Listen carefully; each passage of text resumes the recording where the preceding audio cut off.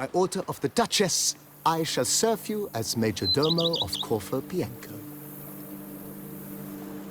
I previously served with distinction at the Nibli family manor and in Nazaire with Admiral Rompali, who, as you are certain to know, is an extraordinary, demanding gentleman. Whoa, Barnabas Basil. One thing you ought to know. I'm not your typical landed gentleman. Truth be told, this is the first real property I've ever owned. Oh, in that case, you must leave it all to me. I shall organize, see to everything, and whip the house into order. I dare say this place will soon be the most prosperous vineyard around. Great. Can already see I'm in good hands.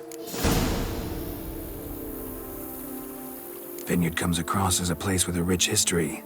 Know who owned it before me? Baron Rossel, who went bankrupt, forcing him to sell the estate to the Duchess. The Baron, in turn, had purchased it from Monsieur Bolius of the Headsman, a truly colorful man of Ketweni origin. He was actually a headsman? No, not him, but his great-great-great-great-grandfather. Indeed. Apparently, he was a common cut-purse who somehow secured for himself the post of ducal headsman in Beauclair. Went about his work with an exceptional penchant. They say he chopped off more heads than there are grapevines in the ducal vineyards. He never hesitated, not once.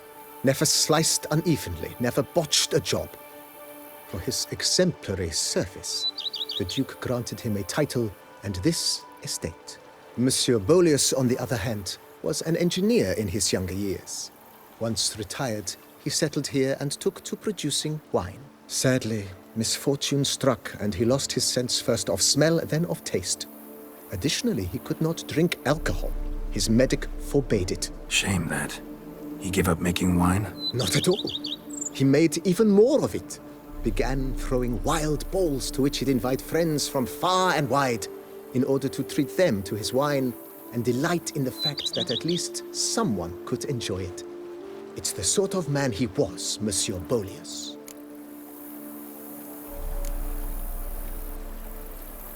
Mind giving me a little tour de Corvo Bianco? Not in the least. Follow me, please. I think it would be practical to begin on the hill.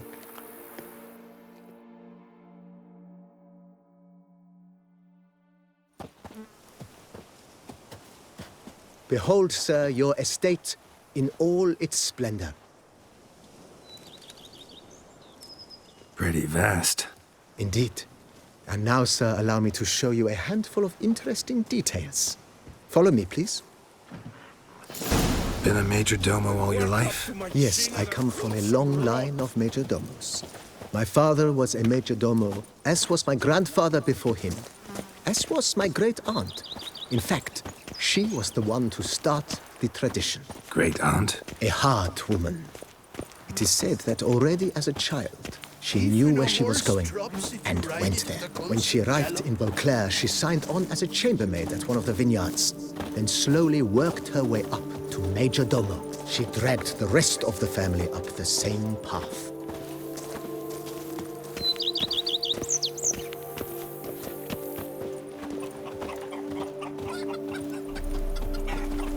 The servants' quarters. I occupy the green home. With the Duchess's permission, I have hired a full staff. Their salaries to be paid from the ducal treasury. Nice of her. Not the most sightly part of the estate, I admit. But I think it's worthwhile for you as master of the domain to know where the help stays. Follow me, please.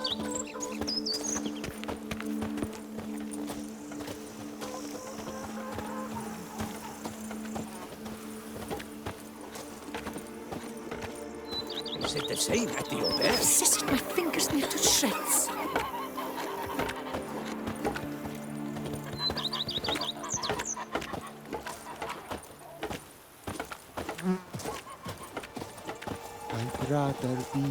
Baron Rossel ordered the vines in this part of the estate uprooted and olive groves planted in their place. They look beautiful, especially come spring. Don't look at all bad now, either. She's fit to wed. If they would just take to work as they take to dance and drink.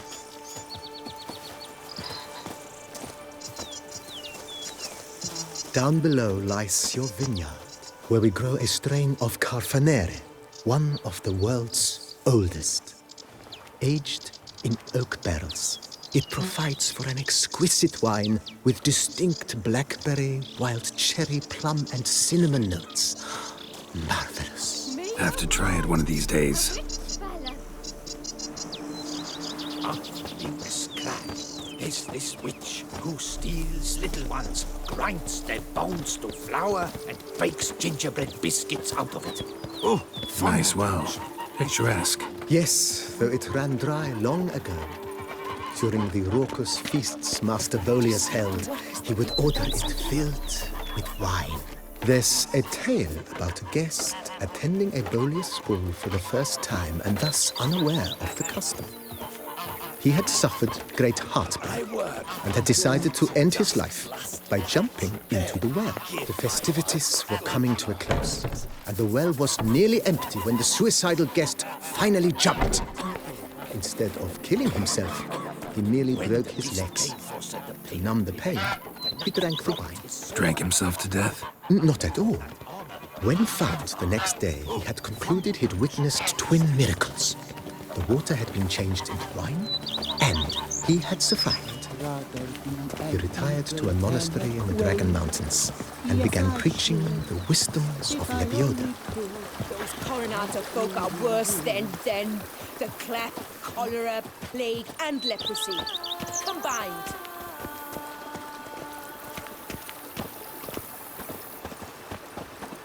Monsieur Bolius's wife Nina kept a garden here. A supremely lovely place it was. Bit neglected now. I agree. Yet nothing stands in the way of restoring it to its former glory, and once again planting it with herbs and other vegetation. Follow me, please.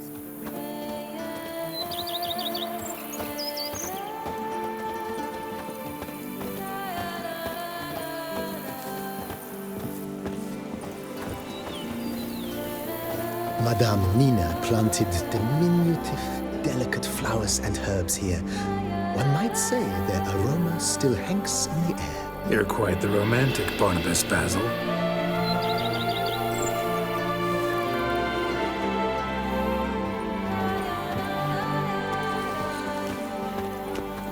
Follow me, please. You spread some nastiness to me.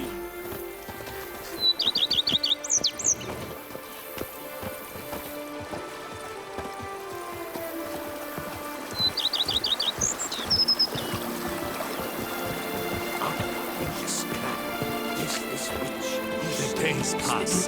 The pile of work remains the same. And bakes gingerbread biscuits out of it.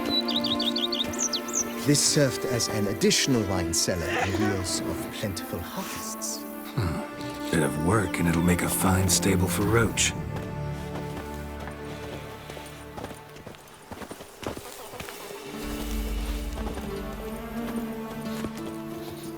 My stomach growls like an angry wolf.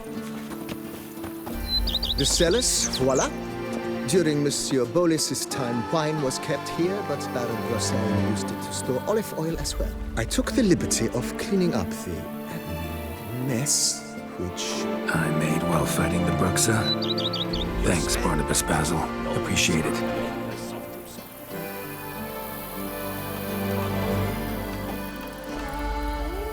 The days pass. The pile of work remains the same.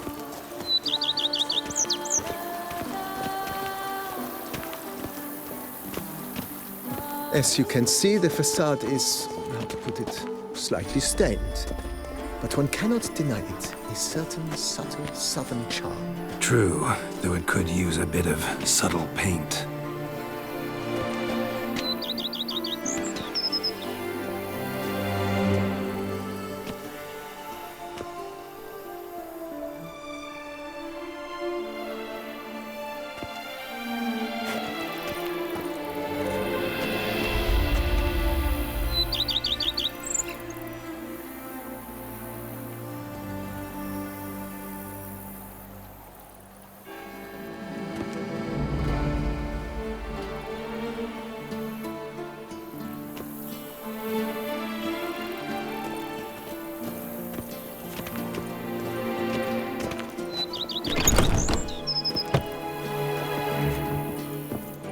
welcome inside. On the left is the master bedroom. On the right, the dining hall and kitchen. Upstairs, you shall find the guest room, currently used for storage. Not a bad idea. At the moment, the house is only minimally furnished. Yet I believe we will, together, devise some innovative arrangements. A few paintings, for instance, would breathe new life into the abode immediately. With that, sir, you've seen the full lay of the land. Corfo Bianco is a beautiful estate. Though one must admit, time has taken its toll. Forgive me for being forward, but if you were to choose to invest a small sum towards its beautification, consider me at your service on the matter. Think I'll take you up on that. Be sure to come and see you if I decide to do any remodeling.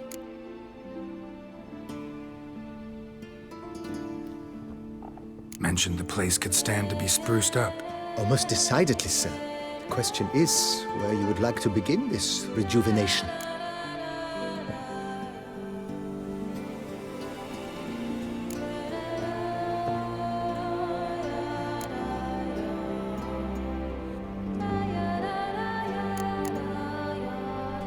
Been thinking about the outer walls. Maybe a fresh coat of paint or some patching. If I might dare to make a suggestion, why not start with a general renovation? I once oversaw such work at Admiral Rompelli's summer residence. The effects were simply breathtaking. Not only did the residence positively sparkle afterwards, but we also made room to display the Admiral's armor and weapons, of which he was a passionate collector.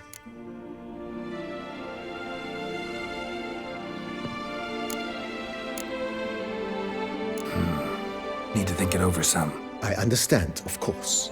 As the venerable Lady Eve Knebly would so quaintly put it, the rash oft contract rashes.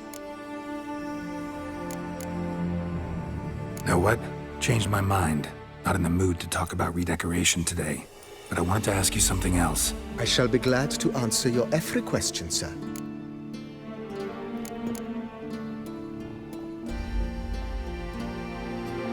Thanks.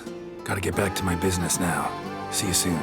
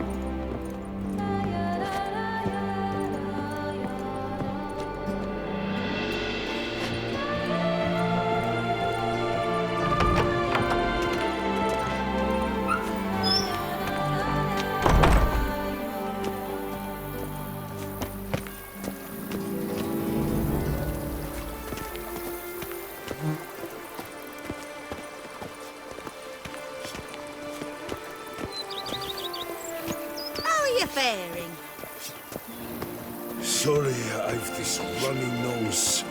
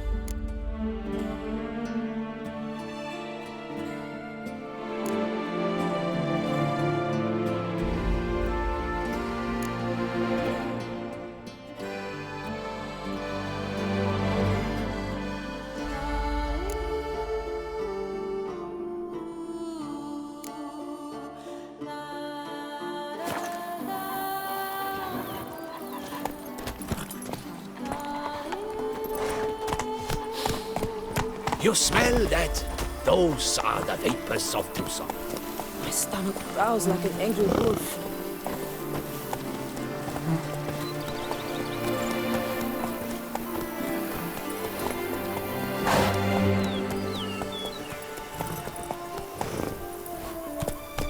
Every day the same wine, and more kind smuggling wine. It's enough to drive you batty. You're up to any night shot. The beast! Soon the cost.